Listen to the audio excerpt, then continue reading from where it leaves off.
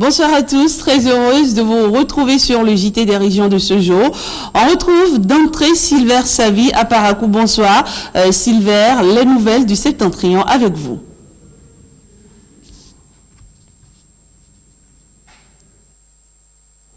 Bonsoir, merci de nous retrouver en première séance de pré-forum à l'université de Parakou. Cette initiative émane du Centre africain des recherches et de transmission des connaissances. Les échanges ont porté sur la gouvernance des jeunes. Suivez ici le reportage de Gildas Salomon présenté par Marie-Léa Yemad.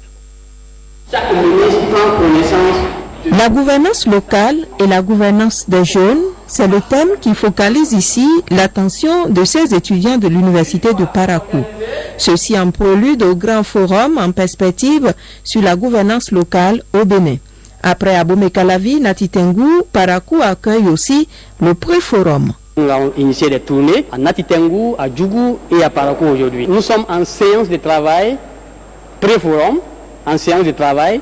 Et il y aura une seconde séance à l'université d'Abomey-Calavi. La troisième va impliquer un membre du gouvernement. Et je crois que ce gouvernement qui est installé sur des réformes, ils vont nous accompagner, ils vont participer et on va tirer le produit fini.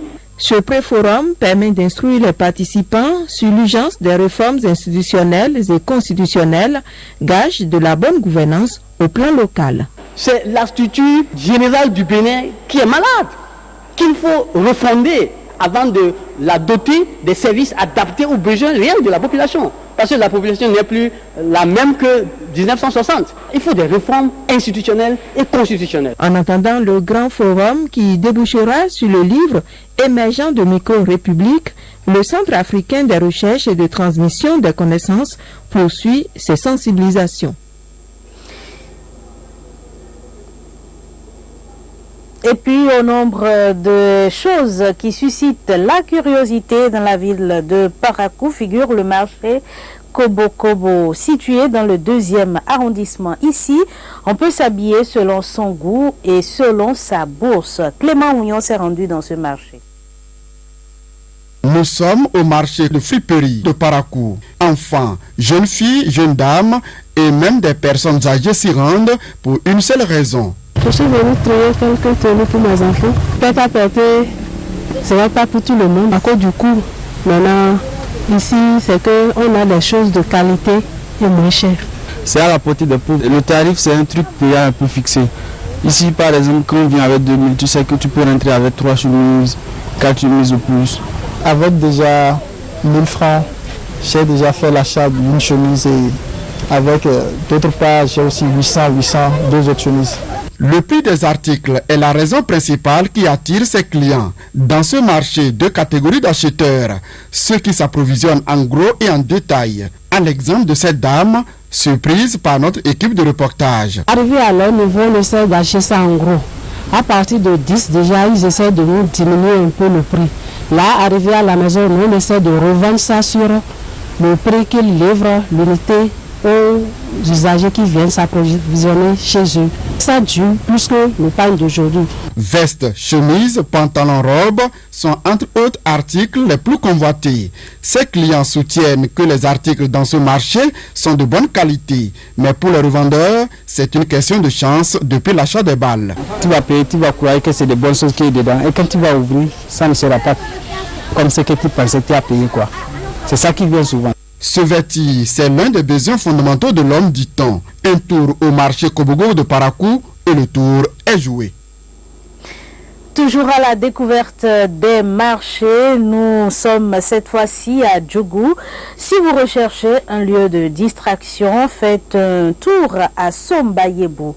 Dans ce marché, on trouve essentiellement la bière locale appelée Tchoukoutou, accompagnée de la viande. Emerida Kwesoto. Sombayebou. Ce nom ne vous dit sûrement pas grand-chose. Mais les Djougois, eux, en savent quelque chose.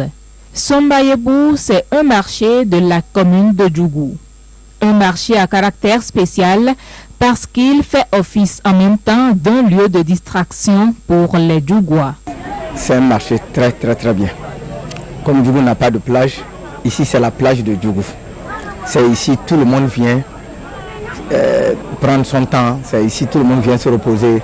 C'est un coin de plaisir, c'est un coin où les gens viennent pour se distraire. Je viens quand j'ai du temps libre, un temps mort comme ça, bon, je viens pour prendre une calebasse pour me rafraîchir la gorge. Parce que quand on travaille, il faut toujours se reposer. C'est notre lieu de repos ici. À Sombayebou, vous avez du bon tchouk, vous avez de la bonne viande de chien et du porc, et tout ceci coule à flot dans une ambiance fraternelle. C'est pour me distraire, voir mes amis, on va causer, pour oublier les soucis, tout ça là. Mais oui, bon, pour draguer les gros. C'est pas pour boire, pour saouler, faire des dégâts. C'est la bonne chair qu'on mange chaque fois. Nous sommes très bons. Non, ici là, il n'y a pas de bagarre. Ici, tout le monde se sent à l'aise.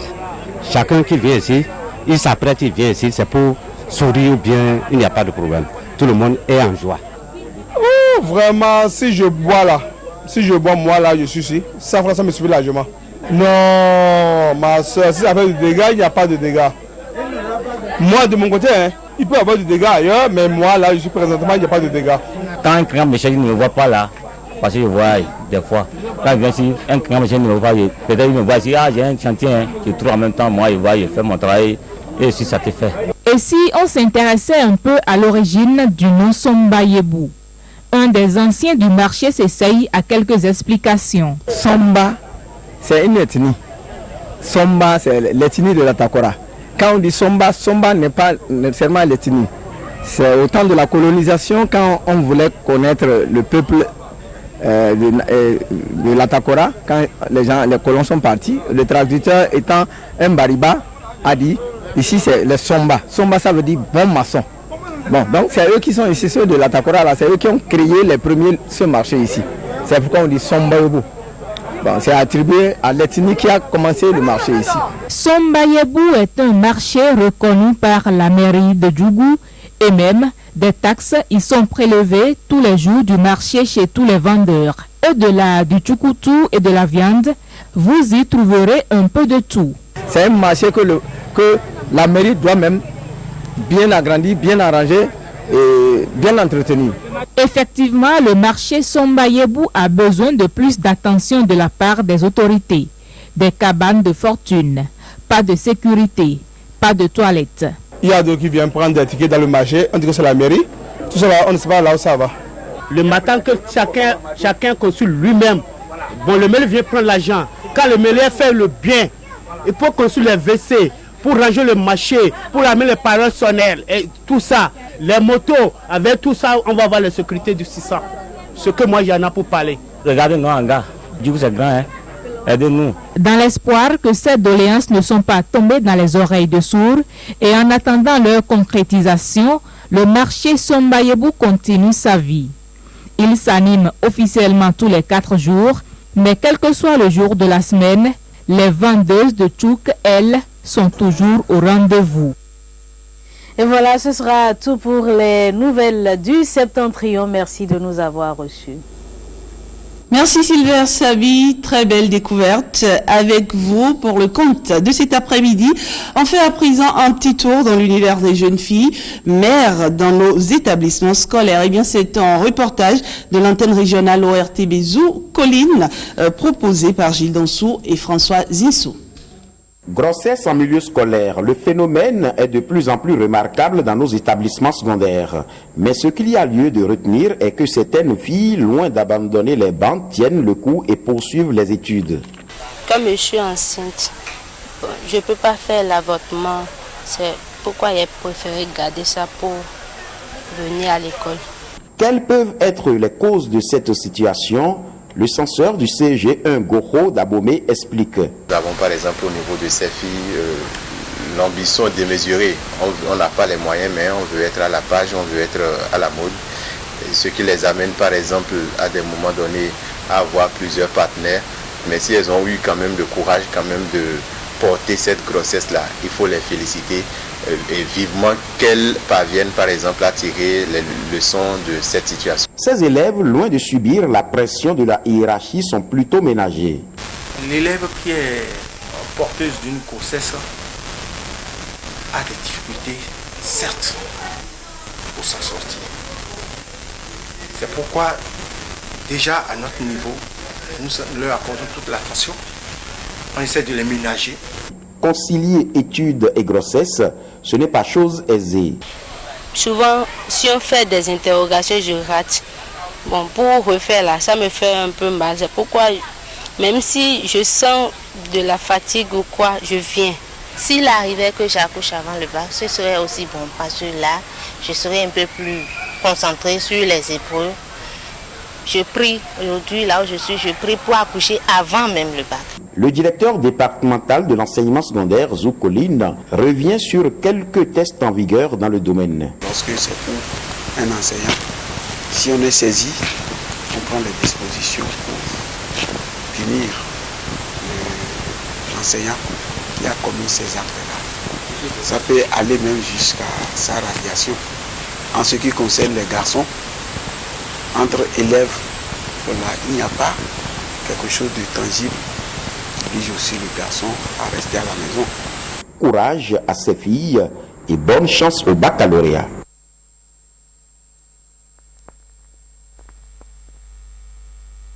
Dans les zoos, dans les collines, j'allais dire, eh bien, nous mettons le cap à présent sur Porto Novo où nous retrouvons tout de suite pour vous, Guillaume. Avis et nous, Guillaume, bonsoir.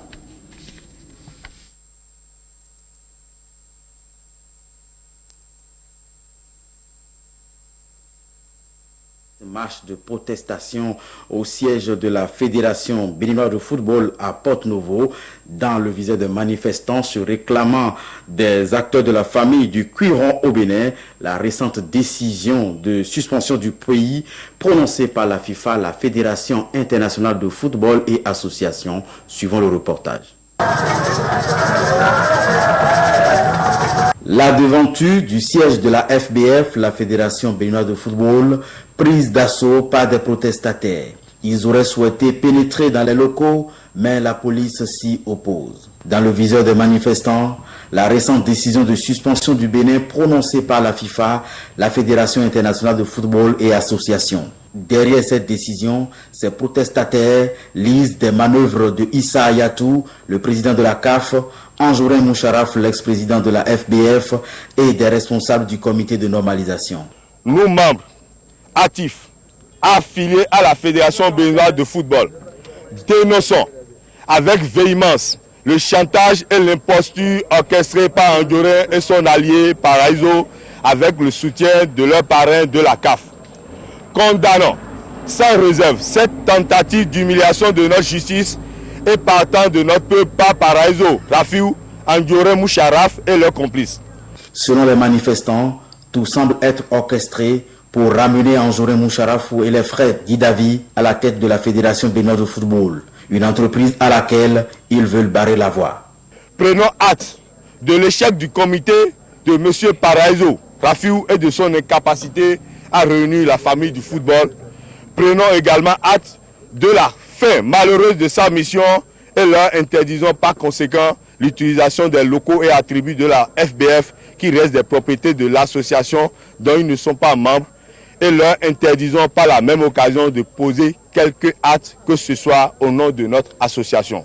Pour ces personnes déçues des crises successives à la FBF depuis bientôt 7 ans, les autorités du pays doivent prendre la mesure de la situation et décider pour l'avenir du sport roi au Bénin. Et puis, à quelques semaines des examens de fin d'année, les élèves sont astreints aux examens blancs sur toute l'étendue du territoire national. Au CEG Jacin, le collège d'enseignement général public, c'est cette semaine qui a été consacrée à l'évaluation des apprenants pour le compte du BPC et le baccalauréat. Une équipe de la rédaction s'est rendue sur le terrain, suivant le reportage de Emilienne Fayomi. CEG Jacin à Porto Novo, ce mercredi 18 mai, les candidats au BPC et au baccalauréat sont évalués et ceci conformément au règlement pédagogique de l'établissement. L'examen blanc édition 2016 a démarré après la fête de Pentecôte.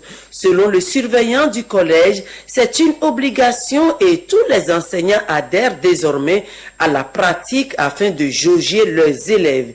Ici, le niveau d'exécution du programme a atteint 90%. Tous composent dans les conditions réelles d'examen. Nous sommes au moins à 98%. Au moins à 98%. Parce que les professeurs ont été motivés par le directeur, le chef d'établissement, qui est toujours avec eux, qui travaille avec eux, qui les amène à travailler. Ils sont aussi déterminés à aller pour donner meilleur d'eux-mêmes et que le résultat soit meilleur à la fin de l'année. C'est un défi. Ah bon. Selon le censeur Justin Assoba, les élèves et enseignants sont assidus au travail. Reste l'accompagnement nécessaire pour une meilleure stimulation des enseignants. Ils implorent l'indulgence de l'État afin que les subventions puissent leur parvenir pour régler les dépenses engagées à crédit. Il y a beaucoup de choses que nous avons eu à faire à crédit. Il y en a qu'on ne peut pas faire à crédit, si bien qu'on est en train de tourner dans tous les sens. Est-ce que ça va arriver? Est-ce que ça ne va pas arriver? Là, présentement, nous avons des difficultés avec les examinateurs, ceux qui vont corriger les épreuves de l'examen blanc. Il y en a qui sont prêts à corriger à crédit, mais il y en a qui ne sont pas prêts. Normalement, pour la fiabilité de ces examens blancs, nous avons l'habitude de faire venir des correcteurs d'autres établissements pour que les copies se corrigent dans de très bonnes conditions. Mais à crédit, nous n'avons pas cette possibilité. Rendez-vous est donné aux candidats dans quelques semaines pour affronter les épreuves officielles. Restons toujours dans le monde de l'éducation pour finir avec la mesure d'exonération des frais de scolarité qui semble avoir eu un impact positif sur le taux de fréquentation des filles à l'école. Du moins, c'est ce qu'il faut retenir des propos de la directrice départementale des enseignements maternels et primaires que nous avons interrogée. Suivons. L'exonération des frais de scolarité a permis vraiment d'avoir un grand impact en ce qui concerne les taux bruts de scolarisation, de corriger aussi le taux d'admission, même le taux d'achèvement. Vous savez, c'est des taux c'est des indicateurs qui nous permettent de mesurer la performance d'un système éducatif. Si vous êtes dans un pays là, le nombre, quand on va fouiller les statistiques au niveau de l'INSAE, on sait à telle année combien d'enfants devraient retrouver dans l'école. Et il y a longtemps, dans notre pays, nous avons constaté que ces enfants qu'on devrait retrouver dans les écoles étaient ou bien dans les rues, ou bien dans les concassages de pierres, ou bien ailleurs, pas à l'école en tout cas. Il y avait beaucoup de parents qui éprouvaient de difficultés pour pouvoir payer ces contributions-là. Même si par endroits, elles étaient très marginales, très infimes, beaucoup de parents éprouvaient des difficultés pour pouvoir les payer. Et donc, depuis ce temps, et il faut aussi reconnaître que, accompagnant cette mesure d'exonération des frais de scolarité, le gouvernement a négocié avec beaucoup de partenaires qui soutiennent la scolarisation des filles. J'en connais où chaque rentrée, les filles qui font leur entrée au CI et au CP, rapidement, leur fourniture scolaire, il y a des kits scolaires qu'on leur donne pour assurer, parallèlement à l'exonération des frais de scolarité. Et je vous dis, dans ces kits scolaires-là, vous avez même les tenues kaki, vous avez les fournitures scolaires, vous avez un peu de tout ce dont l'enfant aura besoin, histoire de faire les deux. Ça a permis beaucoup à ce que, au niveau du primaire en tout cas, qu'on améliore le taux de fréquentation au niveau des filles, le taux d'achèvement au niveau des filles, ce taux d'achèvement qui ne se calcule que au niveau des enfants qui sont au CM2. Voilà, mesdames, messieurs, c'est l'essentiel des nouvelles à retenir en provenance des départements de Lomé et du plateau de la matinée de ce vendredi. Nous nous retrouvons à 19h30. Merci Guillaume, Mavi et nous. Merci de nous avoir suivis également. C'est la fin de cette édition. Excellent vendredi à tous et à très vite.